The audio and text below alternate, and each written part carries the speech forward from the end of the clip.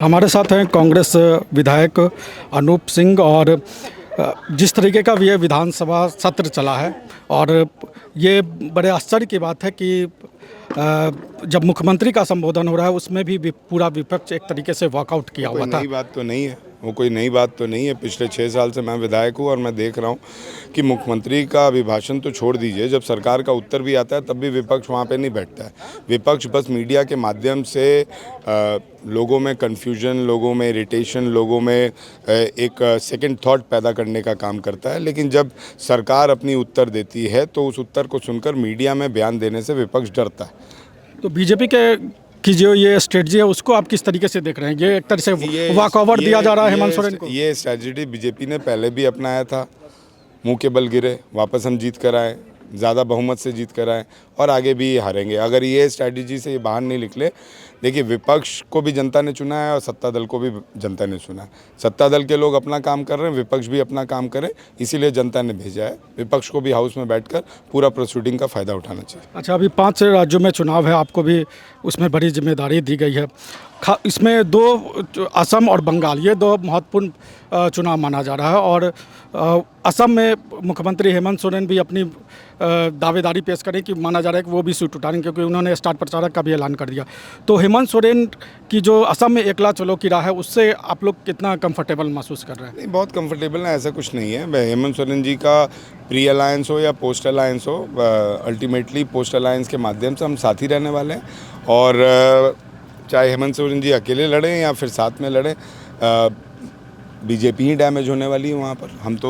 हम तो post alliance में साथ रहेंगे ही रहेंगे। लेकिन मेरा अपना मानना है कि हमें प्री अलायंस में ही हेमंत सोरेन जी को, चाहे वो बंगाल हो चाहे वो असम हो, साथ रखना चाहिए। गौरव गोगोई जी यहाँ आए, मुख्यमंत्री से उनकी मुलाकात, बात चल रही है, उनकी बात चल रही है, भंवर साहब की भी बात चल रही है और अभी टाइम है, देखिए क्या होता है। आपको लगता है कि असम में उनका प्रभाव मुख्यमंत्री हेमंत सोरेन और जेएमएम का कुछ असर दिखेगा? क्योंकि उनका जिस हिसाब से हेमंत सोरेन जी का जो दौरा रहा है उस हिसाब से मैं समझता हूँ कि जो फॉलोइंग्स उनके प्रति बढ़ रही है, जो ट्राइबल वोटर्स उनके प्रति सम्मान दिखा रहे हैं, ये बस असम की बात नहीं है। झारखंड और छत्तीसगढ़, उड़ीसा, ये सब में भी हेमंत सोरेन जी का प्रभाव अब दिखेगा। बंगाल के चुनाव को आप किस तरीके से देख रहे हैं? क्योंकि बंगाल में ममता बनर्जी को इस बार एक बार फिर से बीजेपी ये करेगी। देखिए, Bengal is a regional based state, जहाँ पे एक रीजनल बेस्ड पार्टी रूल करती है and they have been struggling since. मैं समझता हूँ कि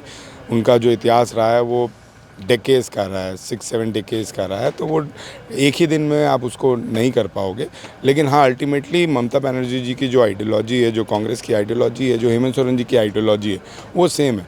जीतता कोई भी हो, हम साथ ही रहेंगे। तो बंगाल में लगता है कि कांग्रेस और ममता बनर्जी की दूरी इस चुनाव में कम से कम, पिछले में तो बहुत ज़्यादा कम हो गई। हम अपने आप को कैडर बेस्ड पार्टी के रूप में देखते हैं, तो उस कैडर बेस्ड पार्टी के तहत हमें सम्मानपूर्वक अपने कैडर्स को भी मौका मिलना चाहिए। और यही कारण रहा है कि चाहे बिहार हो या बंगाल हो, कैडर्स को प्रमोट नहीं करने के कारण ही आज हमारी पार्टी इतनी ज़्यादा बिहार और बंगाल में पीछे चली गई है। मेरा अपना मानना है कि भले हम 10 साल बाद सत्ता में आए, लेकिन अपने कैडर्स को हम ना खोएं। तो बंगाल में जो आपको जो जिम्मेदारी दी गई है, आपको लग रहा है कि उसमें आप लोग सफल होंगे?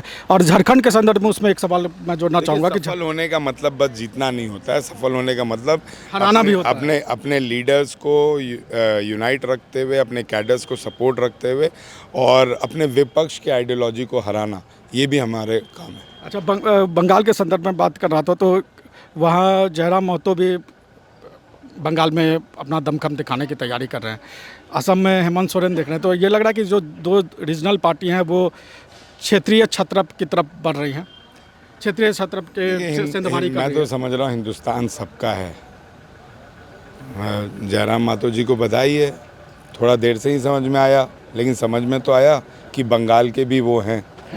ठीक है, तो धन्यवाद। तो ये थे हमारे साथ अनूप सिंह, और उन्होंने बंगाल और असम में होने वाले चुनाव को लेकर कांग्रेस पार्टी वहाँ पर किस तरीके से चुनाव लड़ेगी, हेमंत सोरेन की वहाँ क्या भूमिका होगी, इन सब मुद्दों पर हमसे बात की। नमस्कार, जोहार। रॉयल इंडिया में आपका स्वागत है।